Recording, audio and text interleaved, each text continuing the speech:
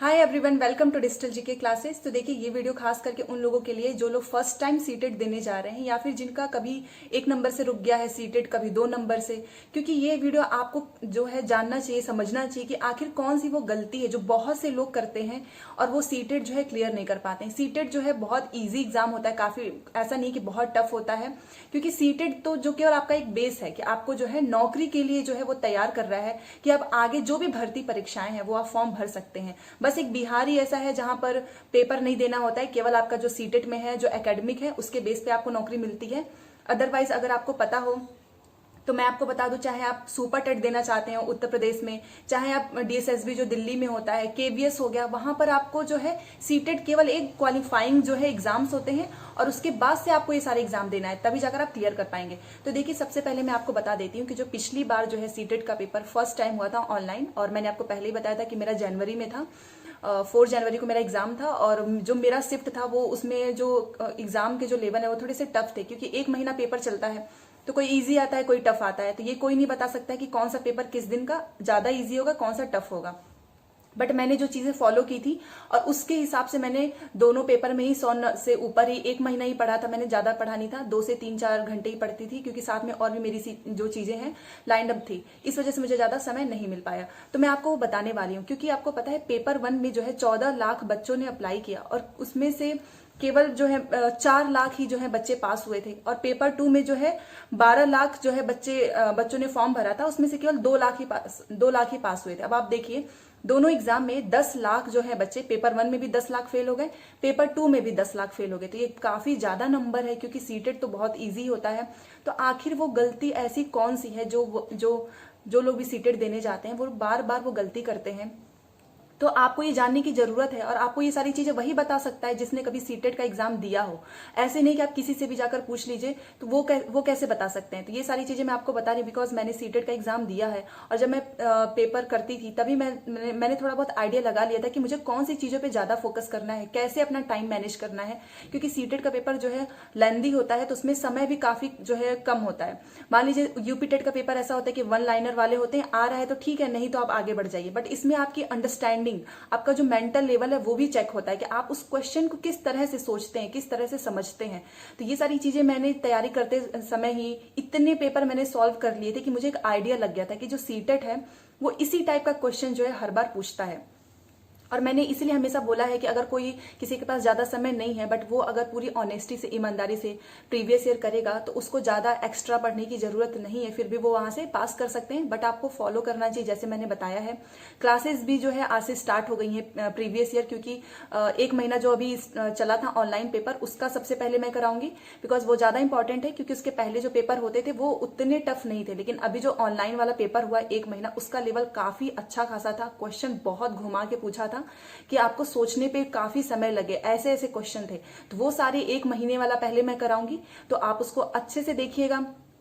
पूरा हर दिन जो है क्लास फॉलो कीजिए, तो आपका सीटेट क्लियर होने से कोई नहीं रोक सकता है। टेलीग्राम चैनल का लिंक जो है मैं डिस्क्रिप्शन बॉक्स में, कमेंट बॉक्स में पिन कर दूंगी, सो दैट मैं वहां पर डेली क्लास के जो क्लासेस वहां पे डाल दूं, तो आप कभी भी जब भी आपको समय मिले आप आराम से देखिए। बट एक चीज है कि अगर आपने वो हर दिन फॉलो किया तो आपका सीटेट एग्जाम जरूर क्लियर हो जाएगा। अब बात करते हैं कि ऐसी कौन सी गलती है जो बच्चे करते हैं और उनका सीटेट क्लियर नहीं होता है।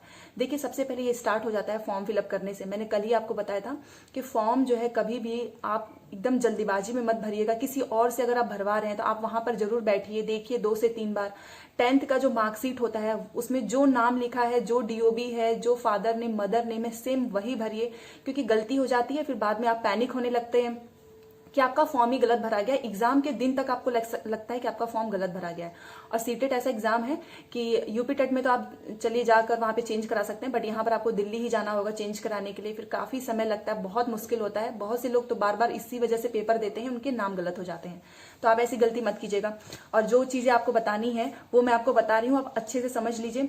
देखिए, पेपर इजी होता है और सीटेट क्लियर करना इसलिए जरूरी है क्योंकि आप अगर सीटेट क्लियर नहीं है तो ना तो आप प्राइवेट स्कूल में पढ़ा सकते हैं, ना ही आप गवर्नमेंट में तो ये एक तरह से बस एक सीढ़ी है कि आप वहां पर जो है पहुंच गए हैं और उसके आगे अब आपको रास्ता तय करना है। तो ये उतना टफ नहीं होता है, तो ज्यादा आप परेशान बिल्कुल भी मत होइएगा। सारी चीजें मैं आपको अच्छे से समझाऊंगी।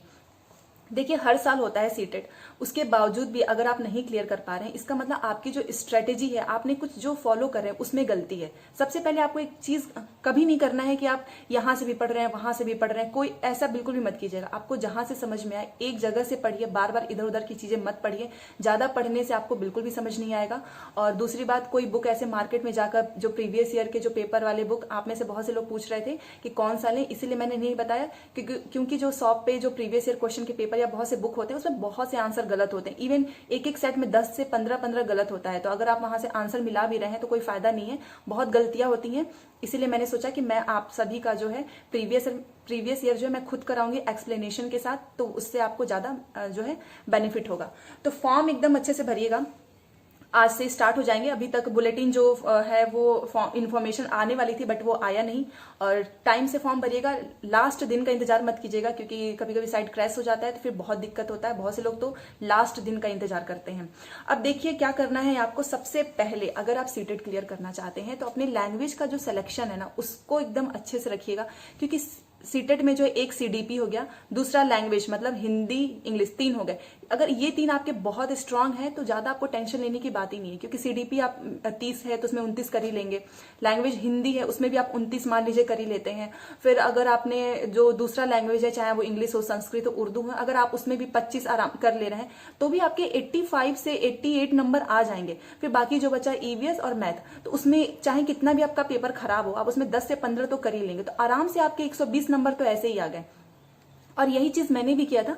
पहले मैंने अपना लैंग्वेज और जो सीडीपी है, इन 3 सब्जेक्ट को बहुत स्ट्रांग कर लिया। उसके बाद से मैंने ईवीएस किया, क्योंकि ईवीएस ऐसा सब्जेक्ट है कि वो ज्यादा टफ नहीं आता है, बहुत अच्छा उसमें क्वेश्चन जो है आपके अंडरस्टैंडिंग लेवल पे ही पूछता है। तो आराम से आप 110 120 कर सकते हैं। अब लैंग्वेज की बात करती हूँ। अगर बहुत से लोग होते हैं कि जैसे कि लैंग्वेज उनका पहला लैंग्वेज 1 हिंदी है और दूसरा लैंग्वेज मान लीजिए इंग्लिश है। अब आप ऑनलाइन पेपर दे रहे हो, तो ऑनलाइन पेपर पहले ऑफलाइन में तो ये होता था कि आप बबल्स जो है वो फिल कर दे रहे हैं, बट यहाँ पे ऑनलाइन पेपर है। तो आपको अगर लैंग्वेज 1 में आपने हिंदी भरा है तो आपको लैंग्वेज 1 वाला ही हिंदी करना है। ऐसा मत कीजिएगा कि लैंग्वेज 2 वाला जो, क्योंकि उसमें होता है बहुत से लोग जो है लैंग्वेज 2 में हिंदी रखते हैं, कुछ लोग लैंग्वेज 1 में हिंदी रखते हैं, कुछ लोग लैंग्वेज 1 में इंग्लिश रखते हैं और लैंग्वेज 2 में हिंदी रखते हैं। तो आप याद रखिएगा कि आपने लैंग्वेज 1 में कौन सा सब्जेक्ट भरा है। जो सब्जेक्ट भरा है तो वहां पे बहुत सारे आपको साइड में ऑप्शन दिखेंगे कि लैंग्वेज 1 हिंदी, लैंग्वेज 2 हिंदी, फिर लैंग्वेज 1 इंग्लिश। तो वही वाला पेपर दीजिएगा, क्योंकि मान लीजिए अगर आपने लैंग्वेज 1 में हिंदी भरा है और आपने लैंग्वेज 2 का हिंदी कर दिया तो 30 नंबर, तो कोई फायदा नहीं है, क्योंकि वो तो काउंट ही नहीं होगा ना। क्योंकि आपने फॉर्म फिलअप किया है, जैसे कि फॉर्म आज से स्टार्ट हो जाएंगे, उसमें आपने जो चीज जैसे भरा है लैंग्वेज 1 में हिंदी, तो एग्जाम में भी लैंग्वेज 1 की ही हिंदी कीजिएगा। पिछली बार बहुत हुआ था, बहुत से बच्चे जो है लैंग्वेज 1 वाला जो हिंदी था तो उन्होंने लैंग्वेज 2 का हिंदी कर लिया। यही हाल संस्कृत में भी होता है। तो ये सारी चीजें जो है आपको ध्यान रखनी चाहिए। आज से ही आपको ये प्रैक्टिस करने की जरूरत है। और एक चीज और, ये पेपर जो है ऑफलाइन नहीं होगा, ऑनलाइन होगा। तो जितना ज्यादा हो सके ऑनलाइन प्रैक्टिस कीजिए। ऐसे मान लीजिए आप बुक भी मार्केट से लेकर आ रहे हैं तो कोई फायदा नहीं है, क्योंकि आप वहां पे आपको टाइम कैसे पता चलेगा। तो जितना ज्यादा हो सके आप कंप्यूटर पे बैठिए, जहाँ पे माउस वगैरह, क्योंकि बहुत से लोग जो है कंप्यूटर उनको ज्यादा दिक्कत होती है, उन्हें नहीं समझ में आता कि यहाँ पे कैसे करें। तो आप 1 महीना ही बचा है, तो 1 महीने में आप ज्यादा नहीं तो कम से कम 10 से 12 जो आप कंप्यूटर पे बैठ के प्रैक्टिस कर लीजिए। क्योंकि मॉक टेस्ट आप कोई भी लगाते हैं तो वो उस पे वैसे ही होगा, जैसा एग्जाम हॉल में आपको देखने को मिलेगा, सेम वैसे ही आप घर पे प्रैक्टिस कर सकते हैं। तो ये प्रैक्टिस करना काफी जरूरी है। और मेरे साथ तो आप जुड़े ही रहेंगे ईमानदारी से। अगर आप चाहते हैं क्लियर करना तो चैनल को सब्सक्राइब जरूर कर लीजिएगा। आपको 110% मैं बोल रही हूँ, जैसा मैं बता रही हूँ, अगर आपने वैसा किया तो आपका सीटेट एकदम क्लियर हो जाएगा। बट फॉर्म अच्छे से भरिए, लैंग्वेज का सिलेक्शन अच्छे से कीजिए। अब दूसरी बात करते हैं कि जो बहुत से बच्चे हैं, मैंने कई बच्चों से, जैसे बहुत से लोग से सुनती भी हूँ कि उनका सीटेट नहीं क्लियर हो रहा है। तो मैंने एक चीज उनके में नोटिस किया, वो जब पेपर देते हैं, कोई भी प्रीवियस ईयर पेपर देते हैं, तो वो प्रीवियस ईयर पेपर बस 1 से लेके 150 तक कर लेते हैं। वो एक बार ये भी नहीं सोचते कि जो उनका गलत हुआ है वो देखे तो सही, कम से कम गलत क्यों हुआ है। इवन जो आपने सही किया उसको भी आपको एक बार एनालाइज करना बहुत जरूरी है। जो आपको लग रहा है कि थ्योरी ऐसे क्वेश्चन बहुत पूछ रहा है, तो आपको मैंने पहले भी बोला उसको साइड में नोट कर लीजिए, उस थ्योरी को अलग से पढ़िए, फिर देखिए कि उस थ्योरी से रिलेटेड कोई भी क्वेश्चन आए तो आपसे गलत ना हो। तो ऐसे आपको करना है, हर दिन आपको प्रैक्टिस करना है। 150 मिनट मिलता है। तो 150 मिनट में आप 150 क्वेश्चन कैसे करेंगे, और ये काफी टफ टास्क हो जाता है क्योंकि काफी लेंदी पेपर आता है। अब तो कूट करके आता है, नीचे मिलाना होता है कि 1 होगा, 2 होगा, 3 होगा, 4 होगा, काफी टाइम जाता है।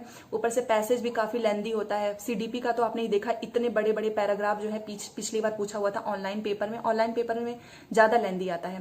तो इस वजह से ये सारी चीज आपको ध्यान रखना चाहिए। तो जिन लोगों का भी सीटेट नहीं क्लियर हो पा रहा है, उनका एक चीज यही है कि वो प्रीवियस ईयर करके नहीं जाते हैं।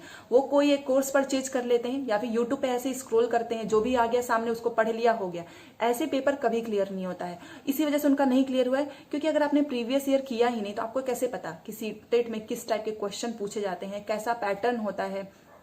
और जो सीडीपी एक ऐसा सब्जेक्ट है कि आपका जो मेंटल लेवल है वो बदल देता है। तो इससे आपको आगे भी काफी जो है हेल्प मिलेगी, चाहे वो केवीएस का इंटरव्यू वगैरह हो, चाहे डीएसएसबी में भी पूछता है, केवीएस में भी पूछता है। सीडीपी के जो पेडागोजी वाले क्वेश्चन आते हैं उसमें आपकी जो थिंकिंग है वो डेवलप होती है।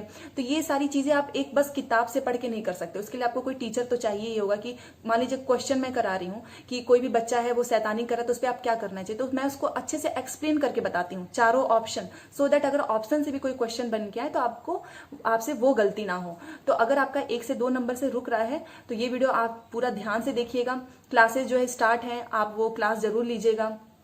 टेलीग्राम चैनल पे जुड़ जाइए, चैनल को सब्सक्राइब कर लीजिए और बेल आइकन को प्रेस कर लीजिए, क्योंकि नोटिफिकेशन आपको वैसे नहीं मिल पाएगा। बस यही करना है, ज्यादा समय नहीं है कि अब आप दोबारा से पूरा पोथा जो है तैयार करें, पूरी कॉपी भरें और दिन का 4 से 5 घंटा आप केवल कॉन्सेप्ट पढ़ने में लगा रहे हो। देखो, पढ़ तो आपने बहुत लिया है, बट अब आपको ये तो देखना है कि आप पढ़ने के बाद आप क्वेश्चन कितना सही कर पा रहे हैं। तो वो तभी होगा जब आप प्रैक्टिस करेंगे। और प्रैक्टिस के लिए प्रीवियस ईयर से बेस्ट कुछ नहीं है। नहीं मॉक टेस्ट परचेज करिए, काम चल जाएगा। लेकिन 2011 से 2021 तक हुआ है, सबसे पहले ऑनलाइन पेपर ही कीजिएगा। 1 महीने तक चला है, वही आपने कर लिया। उससे क्या होता है कि प्रीवियस ईयर करने से हमारे अंदर एक चीज ये आ जाती है ना, कि वो क्वेश्चन आप बार बार करेंगे तो बार बार आपको ऐसा लगेगा कि हाँ, अब मैं थोड़ा और अच्छा कर पा रही हूँ। और सीटेट की एक खास बात ये है, स्पेशल चीज ये है कि इसमें पेपर में से जो प्रीवियस ईयर पेपर हुआ उसी में से जो है बार बार रिपीट होता है, नया कुछ नहीं आता है।